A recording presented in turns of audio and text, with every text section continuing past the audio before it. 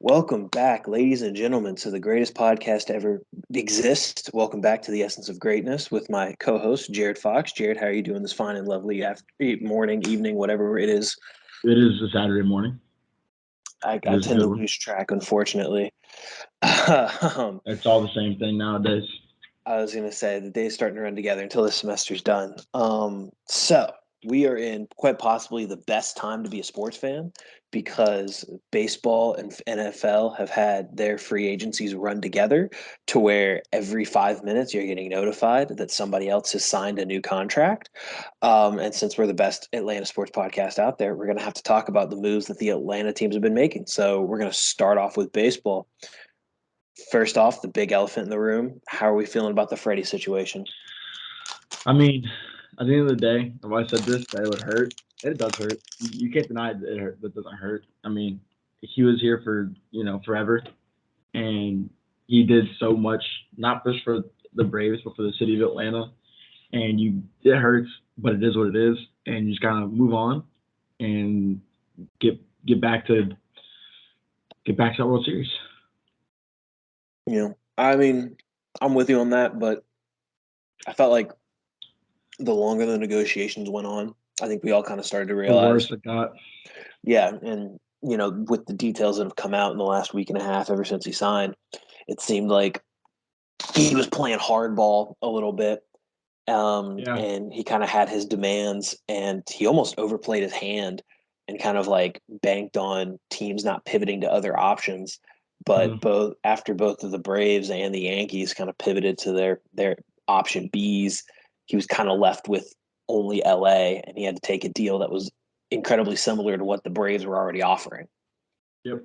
So how do we first of all, what's the next question?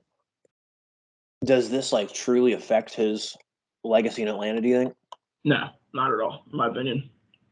Okay. Yeah. For what he did for us, you can't like there's difference. Like I mean, like I said, a small difference. Like Julio, he said he wanted to get traded. He came out with all this like kind of shamed the Falcons. Hard talking down about the team. Freddie never said anything bad about the team. He said from day one of offseason he wanted to be here and how much he loved it here. So you can't it just didn't things didn't work out how they were supposed to. Well, he didn't Which say anything bad about the team until he actually did sign with the Dodgers, and then he was like, "I was blindsided by the Matt Olson trade, even though they'd stopped negotiating on Friday, so it was yeah kind of assumed they're probably moving on." But either way, we're not going to get into that. I'm with you there. I think if a guy like Andrew Jones is still looked on favorably, considering that Andrew never really won a ring in Atlanta and yep was consistently like a good player on some decent teams. The fact that Freddie was the best player on the rebuilding teams, not to mention the heart and soul of the championship team, he'll have his jersey retired one day, more likely than not, as long as he and management can kind of come together and be yes. be amicable. But moving on to the next big part of it, Matt Olson. Is that I don't know about you, but the more I kind of think about it, I think it's an upgrade. I don't know about upgrade, but he's definitely if he's not an upgrade, same level. I think either way, he'll provide that big bat in the middle of the order, and he gets on base. Here's what he does: Mm-hmm. he gets home runs and he gets on base. He's not Yeah. just a Marcell Ozuna. Let me slap a freaking home run and then strike out 4 times in a row. Say that's he won't hit for the same 300 average that Freddie typically hits for, Yep. but I think he's going to hit 10 to 15 more home runs than Freddie ever did because Freddie was always more of a double powers guy, like a doubles power guy Yep. who could he would get it over, but he more often than not was hitting for extra base hits. With the short porch over and right with the chop house, Matt Olson has a chance to hit like 40 to 50 home runs and break Easily. his career high. So I'm with that. The biggest problem I had with the trade was the prospect haul we gave up. I don't know about you. I didn't necessarily mind that we gave up Pache because I Agreed. mean I think we have two other guys that can play center that have a chance to be better than him. Because Drew Waters is already a better hitter, and I think that I'll take the better hitting over the defense because I don't think defense in center field is necessarily that important. I mean, it's good for like some splash plays, but I don't think. I mean, we survived last year with Adam Duvall in center. I think we can deal with Yep. Drew Waters. or Michael Harris when he's ready. Michael Harris is going to be a Yeah. beast. So it's the fact that we didn't give up Michael Harris to me is the biggest win. And then the pitchers, I think giving up Ryan Cusick kind of hurts considering he was just your first round pick and he had shown some flashes in a low level last year, but the Joey Estes giving him up. He was more of a project. He had one pitch that was good, and he had pitched it like high A. I don't really care about that. There's a lot of projectability there. The one that hurt me was Shea Langoliers. That hurt a lot because he to me looked like the catcher of the future. He looked very Brian McCann-esque. Yep. And that he was going to hit 240, 250, but he was going to give you probably about 20, 25 bombs. And he was going to really manage a pitching staff. He had wisdom beyond his years, and he had a great arm, he was a good defender behind home plate. But the more I've thought about it, I've also kind of come to not necessarily understand, but like if baseball goes forward with that automated strike zone, a lot of what made Langolier such a great prospect wouldn't necessarily matter. Yeah. Like the pitch framing and, this, that, and the other, if you have an automated strike zone, who cares? Who cares? It takes part of the game away, which is stupid. Yeah. Let's say Contreras has the arm to be able to survive in that like era. You just got to teach him how to call pitches, which I think, he's young enough to where you can easily do that.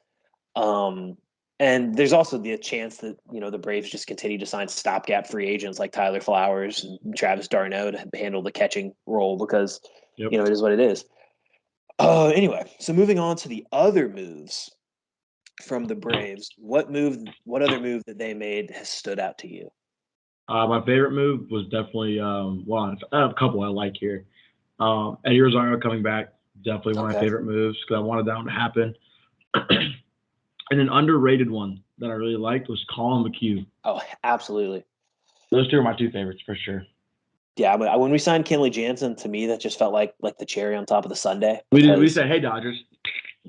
Well, it was just like without Jansen, we still have one of the best bullpens in baseball. It's just Jansen makes the bullpen that much better because now you've got Minter coming out to pitch, the sixth inning, and you can do a 7, 8, 9 lineup of Matzik, Smith, and Jansen. So to me, it just seemed like the rich getting richer, which is funny because AA was used to be notorious for never spending on the bullpen. And now he said, "Here, spend all the money on the bullpen." Yeah, but I'm with you on the McHugh one. I thought when we signed him, I thought that was awesome because again, it made the bullpen great, but it was also like he can be a fifth starter if you want him to. Exactly, that's what I looked at it as. It's like last couple of years, we always have a starter go down, and where one struggles. Well, now you got someone that can come in and he's had a good career of opening and relieving. Yeah, as long as he stays healthy, that's going to be the biggest question mark. That's always our problem with pitching staff because we've always been the last couple of years. Just last year's been on a run of the National League East pants, whatever. We've always had good pitching until one of them goes down, and now you're struggling to figure out, okay, who can we bring up from AAA? And then it's like, oh, let's bring up Kyle Wright. Well, then Kyle Wright sucks, but okay, let's try Bryce Wilson. Now Bryce Wilson sucks. Let's go to Tukey. Now Tukey sucks. And then we bring back up Kyle Wright. He's just good. And it's like, so which one can be consistent? That's always our problem. We got to find consistency. I'm with you there. Well, hopefully because he unfortunately has a history of getting hurt, but God willing, he'll stay healthy. The Rosario deal, I thought became necessary, because of Acuna's recovery. Mm-hmm. I'm curious to see if he will be able to replicate what he did in Atlanta over that half season. I think he'll have a slight downgrade, but he'll still be damn good left fielder. Well, even then, so first of all, the defense is going to be an issue. I prefer him out there over, freaking Ozuna, but I don't think we're necessarily going to have great outfield defense, considering we're going to be running him, Duvall, and, somebody else. But I feel like on offense, the reason that he was such a good pickup in this scenario was because he had the best track record out of the three that we could sign.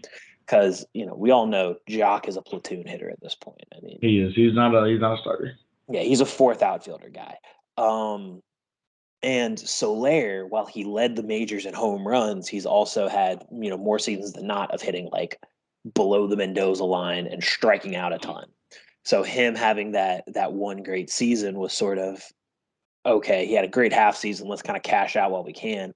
But looking at Rosario's, previous years, he's had years where he hit 290, 288, 276. I mean, Mhm. he's been He's a hitter. he's a above average hitter, and he's slowly gotten better at like hitting home runs. Now last year was his lowest slugging percentage of his career, but I think that was because he was kind of hurt by the injury that he suffered right Mhm. when we acquired him. But even going back as far as like 2019 was his last real good year. He had 32 home runs. When he's gotten consistent playing time, he's consistently been a 25 home run guy who can also um, he strikes out less than 100 times and he hits 275. So as far as I'm concerned, that's a great deal. We need more hitters like that in the lineup. 100% agree. I'm also about to blow your mind here. Mhm. I just kind of remembered this. So you thought the bullpen was good already. I would like to remind you that Kirby Yates will be coming back sometime this year too and Oh playing for Atlanta yeah, Braves. that was the other one. We Yeah, have like we have goodness. like 9 closers in this bullpen now. Yeah, it's insane. We have like three of the better NL closers of the last 3 years, all in the same Kirby bullpen. Yates, Will Smith, Kenley Jansen. That's AA really sold out for it, man. But That is nasty. so it'll be interesting to see. Looking at the team right now, how do we think they're going to win the NL East again? I don't think there's any way we don't. I don't know, man. The Mets starting rotation looks pretty It's the solid. Mets, man. It's the Mets. We know the Mets. It's this way I look at it. We've always said get off Max Scherzer. I'm not worried about Max Scherzer. Yeah. We always said Max Scherzer. I say the biggest thing for me with the Mets is I feel like they've built a lot on their starting rotation, but they have the top two guys are kind of injury prone a little bit. Mm-hmm. I mean, Scherzer more because he's got so much mileage on that arm of his. But Degrom, I mean, Degrom has always kind of had some nicks on him, and so I think it's going to be tough for them. You know? And I think the Peter Alonso got injured, didn't he? He's down for a month or two, right? Yeah. He got into that So they'll that be off to car a slow wreck. start. Yep, they'll be off to a We'll slow see. start. Like I said, you're right in saying that the Mets are the Mets, and the They're gonna. Phillies. I don't. I refuse to have faith in the Phillies, especially since they decided to sign two non-defenders. So they're Yep. going to have a bat first lineup purely. The Mets also have zero bullpen now, so Oh yeah, there's that too. they have no bullpen. So and but their starters are pretty good. Don't get me wrong. Yeah, but in the age of the bullpen, the weaponized bullpen, you kind of Mm-hmm. have to have arms out there more often than not. So to show my fact, Max Scherzer is 10-9 career versus the Braves with a 4 ERA. Mm, That's probably his most beat up team. I'm gonna assume. yeah, more likely than not. So, looking at the lineup, how are we seeing an opening day lineup looking like for the Braves? I think leadoff is Rosario. Okay. Until Acuna comes back, and then you got to decide. Okay, well, does Acuna go back to leadoff? In my opinion, Yes. yes. In my opinion, yes. I don't think there's anybody out there that doesn't share that opinion. Yeah, I understood the whole let's try him at cleanup last year. We started the year, put him at cleanup or whatever, or 2 years ago, whatever that was. And I Mm, understood that because like he could easily clean up. Like you put him in cleanup, he's gonna hit home runs, and he's still gonna be like usually your cleanup hitter can't run the bases. He can run the bases better than anyone in the league. yeah. But so I'm running Acuna. Two, if his bat is there, I'm running Albies at two. If his bat is alive, Mm, if he's playing like the last couple of years, kind of struggling a little bit, I'm putting him down at like eight. Um, but it's either gonna be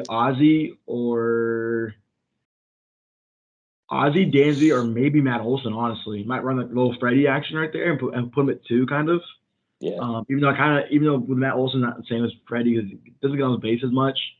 It's probably not a good idea. But probably running Rosario, Albies, then probably Olson, then Austin Riley, then Ozuna. Um, After Ozuna, you go to Swanson or Albies, depending on which one's up top. Mhm. Then you got Duvall in there, and then TDA. So, and then your DH was with Ozuna. So yeah, Yeah.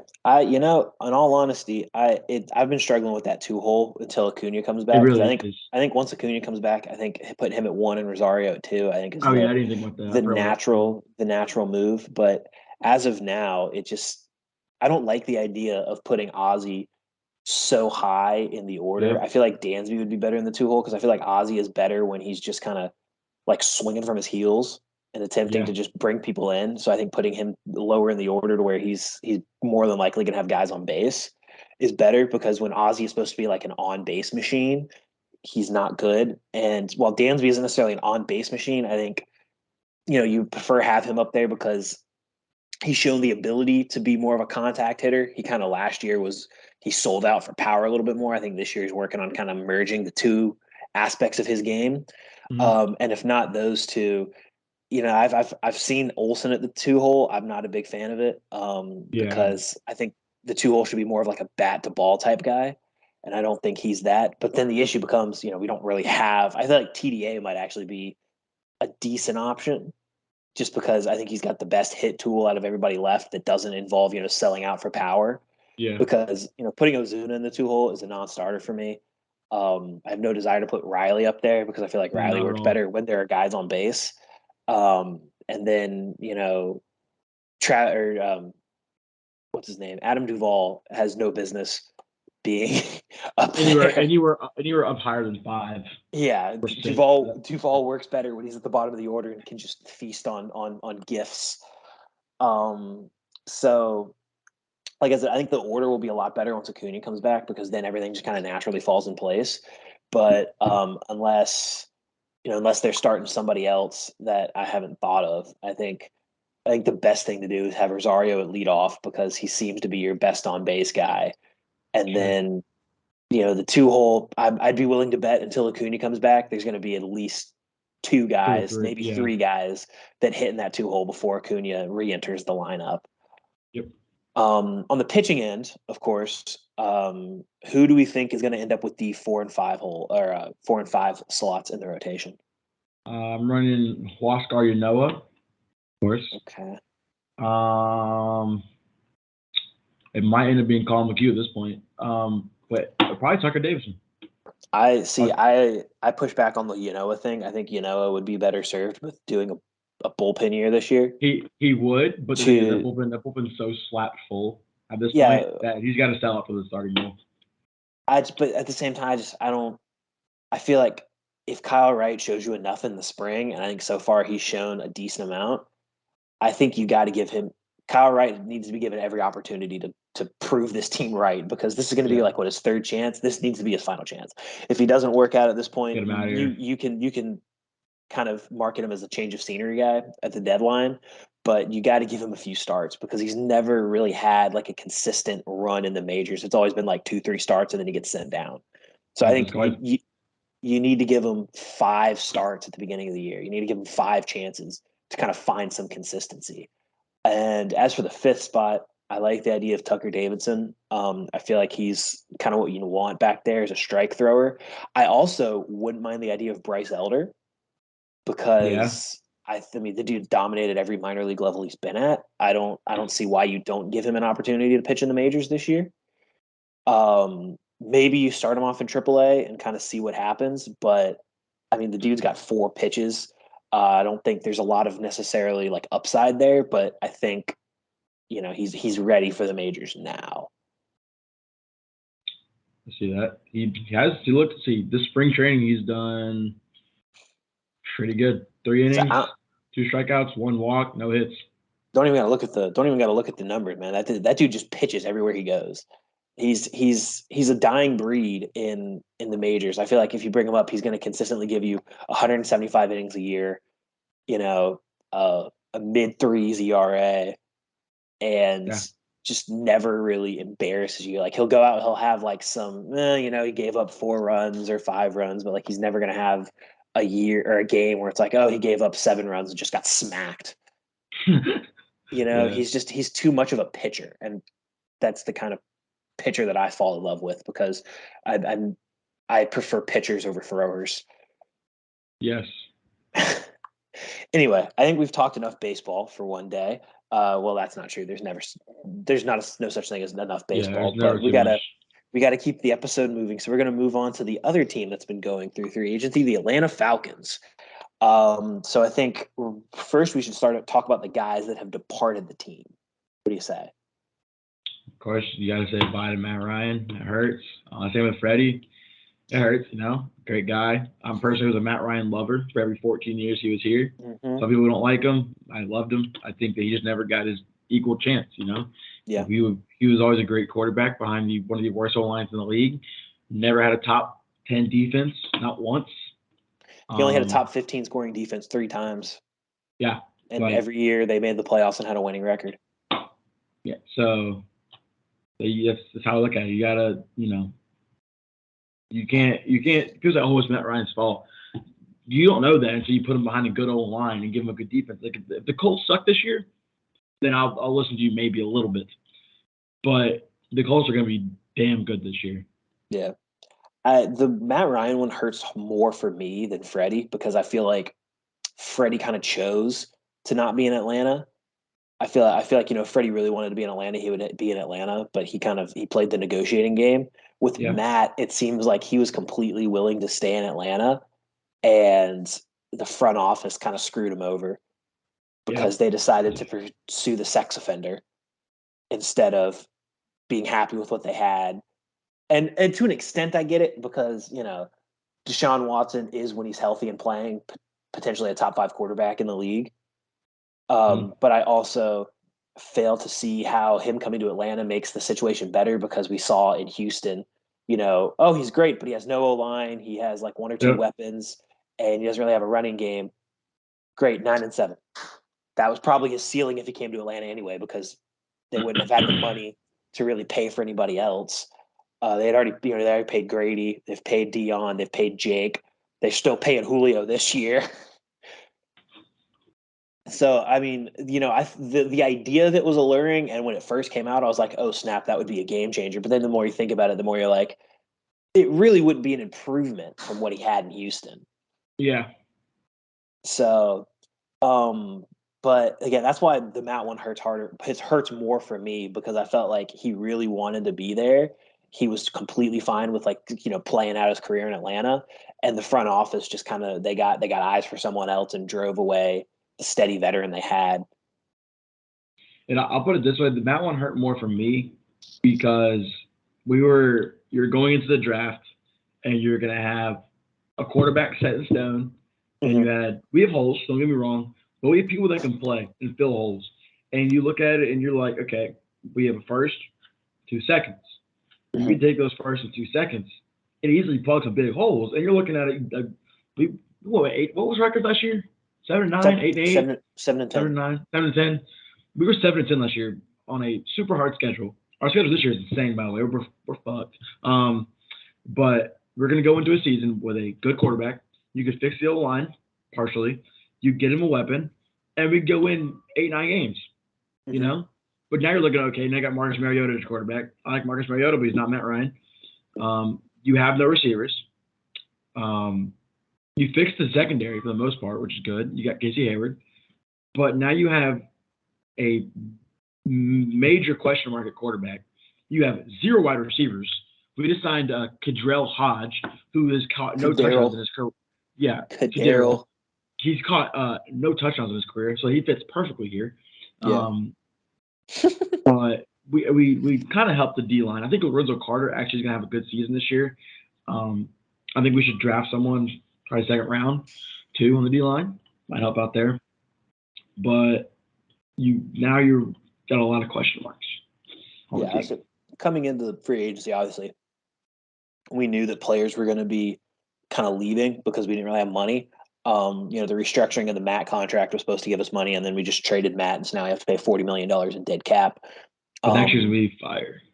Yeah, we'll say next year. So that seems to be the theme of Fontenot and Smith as they're looking ahead to 2023, which I always kind of thought was it because I never understood all the people calling for Matt Ryan to just be traded. Like, well, obviously he has to be traded.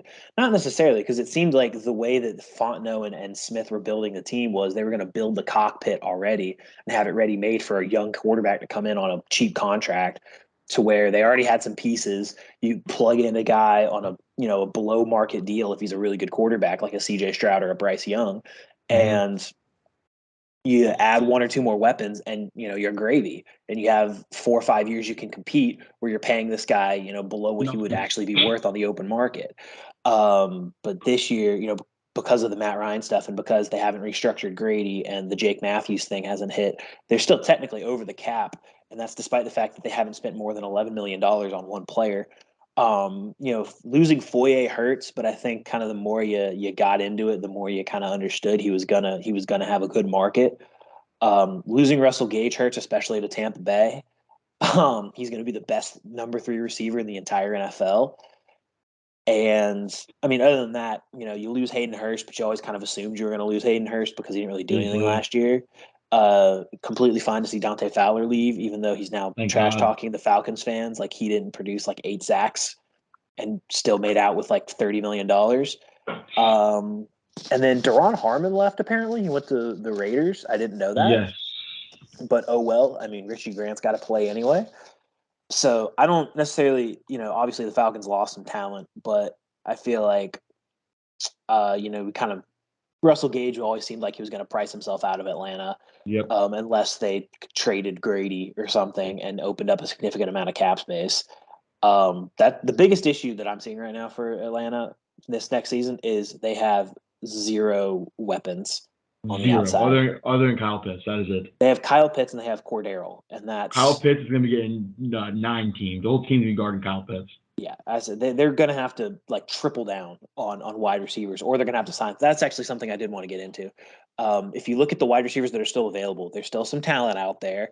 Once the Jake Matthews extension hits, we'll have a little bit of space. We could go after a slot guy like Cole Beasley. We can go after a veteran guy like Emmanuel Sanders.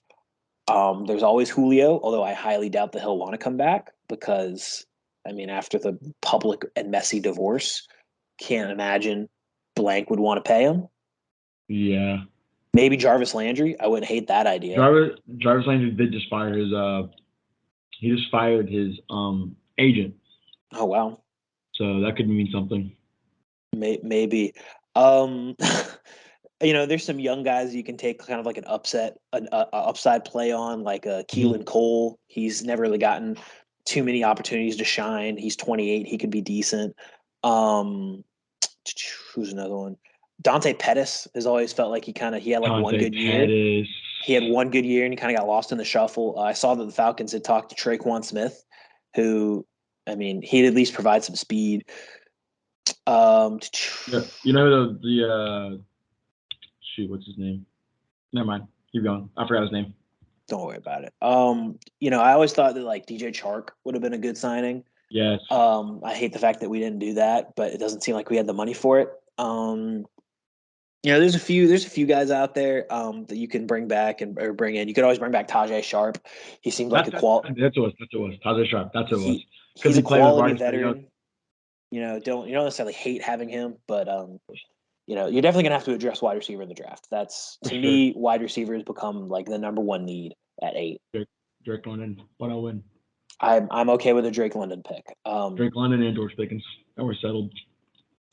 So let's talk about the players that the Atlanta Falcons added. You already kind of touched on Lorenzo Carter. I will be honest, I see him as a potential upside play, but I also see it as a lateral move from Dante Fowler because I don't necessarily think that Lorenzo Carter is going to get you 10 sacks.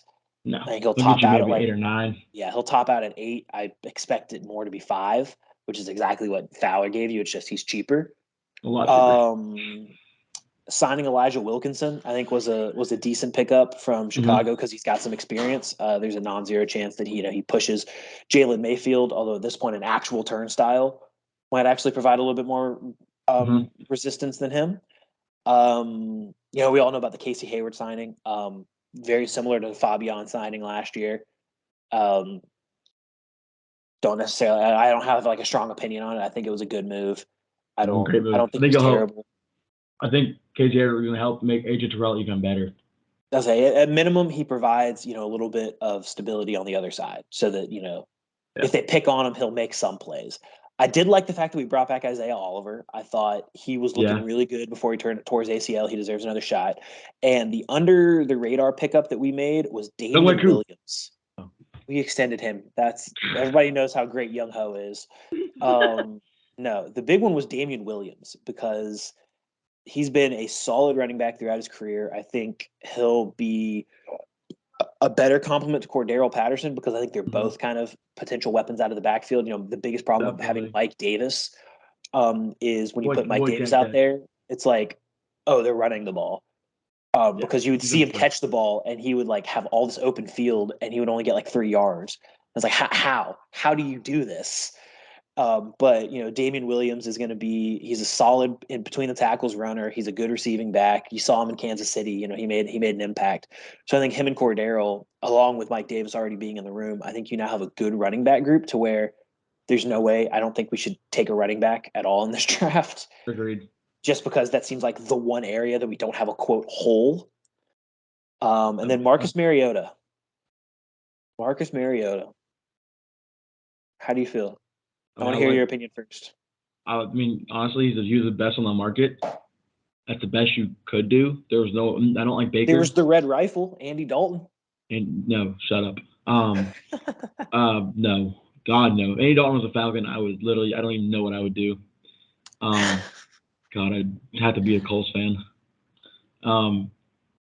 He was the best on the market, and he's worked with Arthur Smith. That was his OC back in the day. And I think it'll be a good it'll be nice to see a mobile quarterback in Atlanta. Yeah.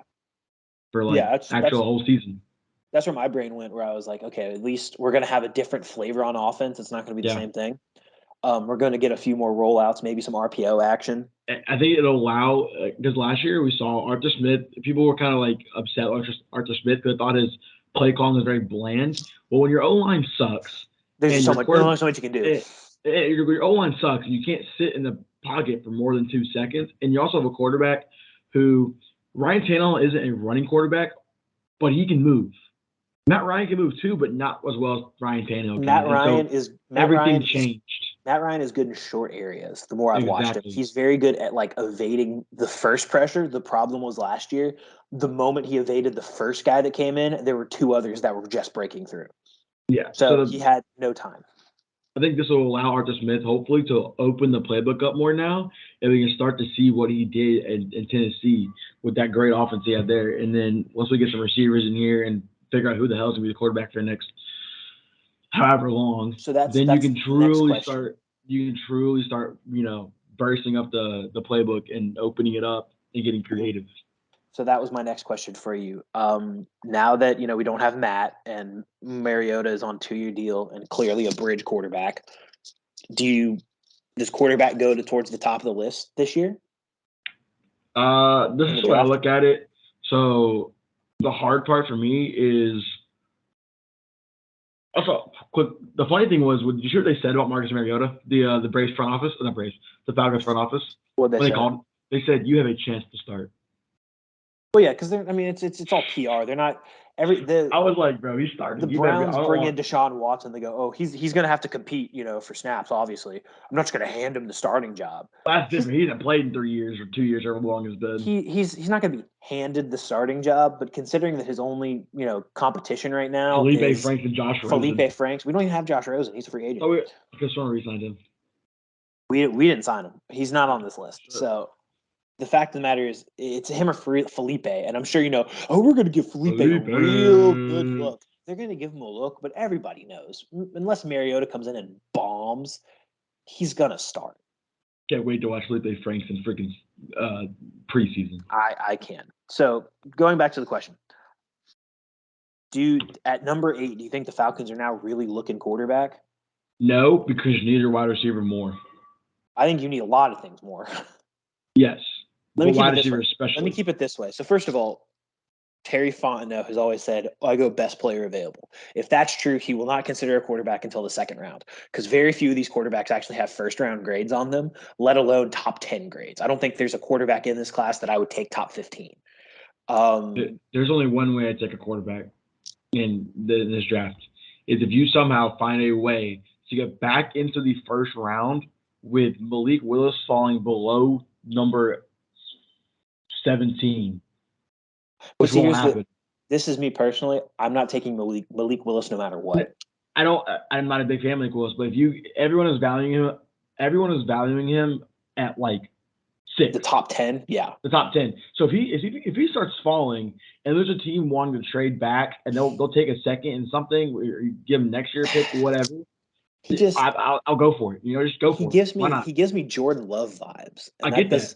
that does not make me I comfortable feel at the all. same way too. But if people are valuing him higher and you can get him for lower, I'm not saying do it, but I'm just saying that's one of those things where it's like I can definitely see him sitting there and thinking about it.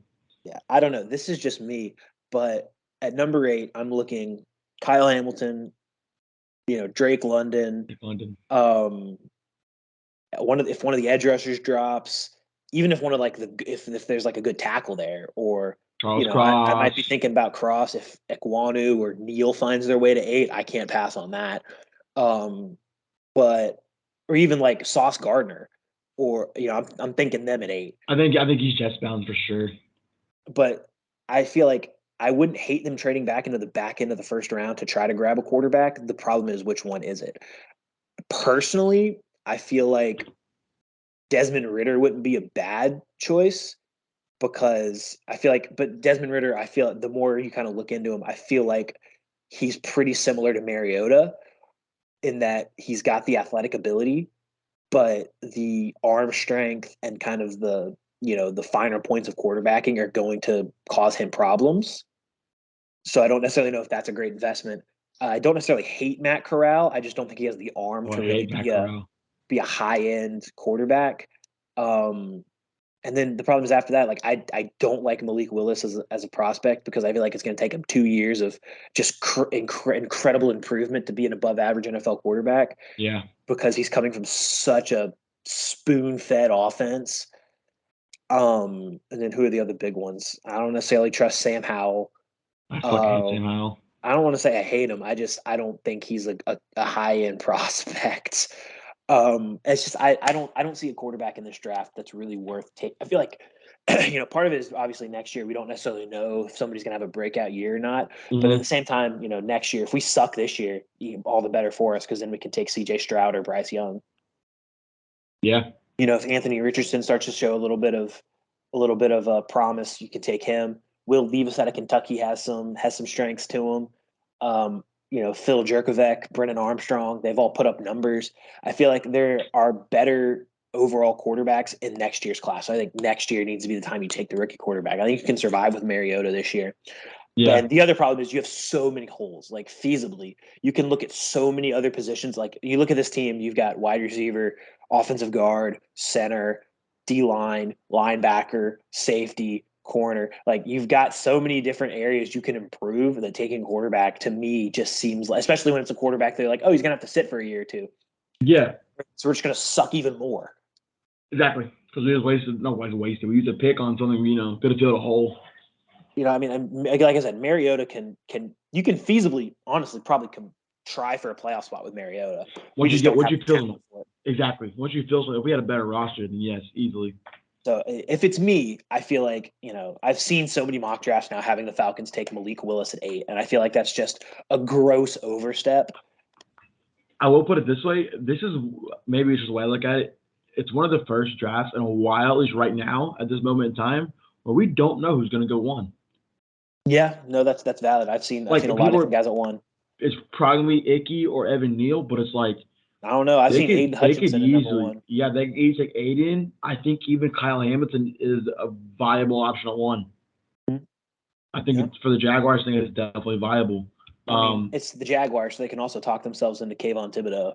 They could probably. Trent Baalke is Jaguars. I'm trading. If I'm the Jaguars, I'm trading out of 1. Yeah, leave it to somebody else. If I was ever an NFL GM, I have the first pick. If there's multiple people on the board that I like, I'm freaking trading out.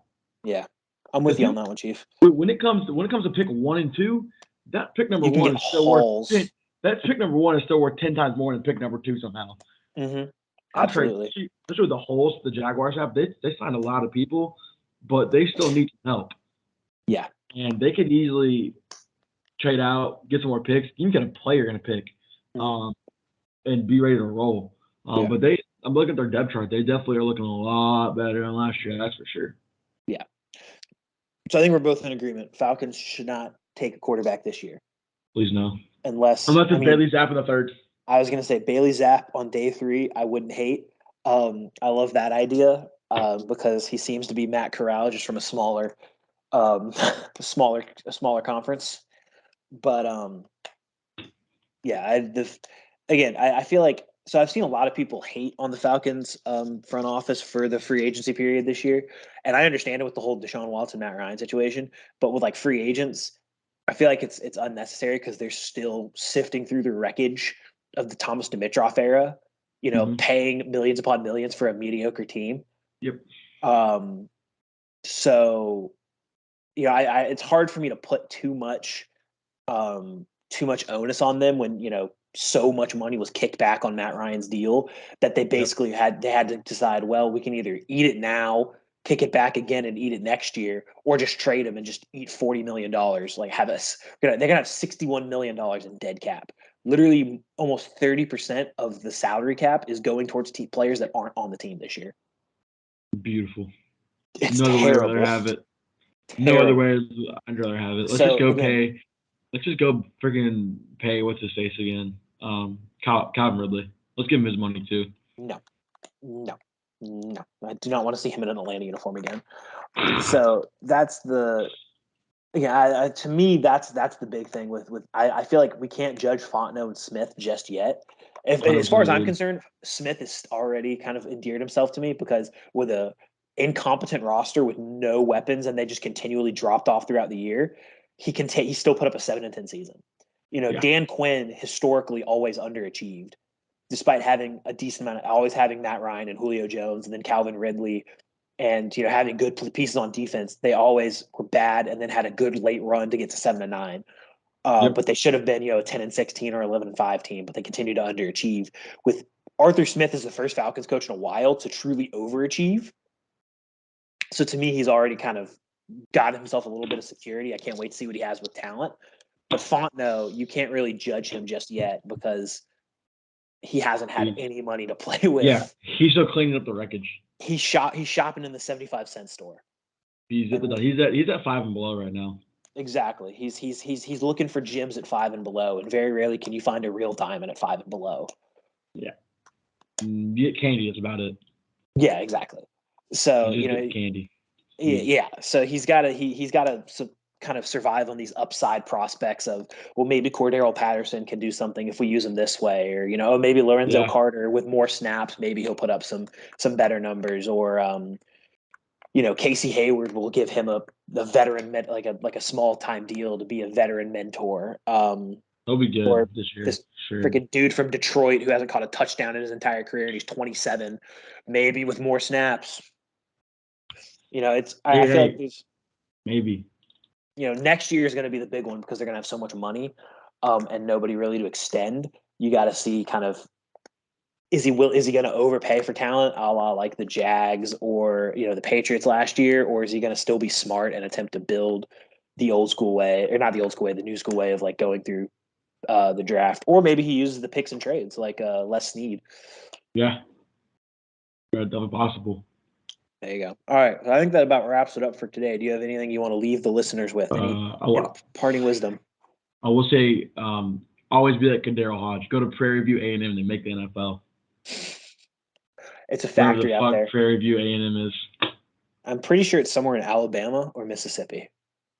That means, it's Prairie View, Texas.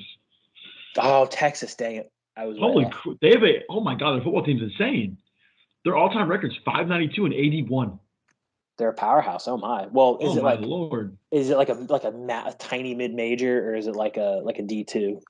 They're SWAC. Okay, I don't necessarily know what that is. Oh, SWAC. so they're the Anyway, SWAC. all right. All Well, right. that is Jared's imparting wisdom. So we will then leave you with that so you can think on it and have a fantastic rest of your day.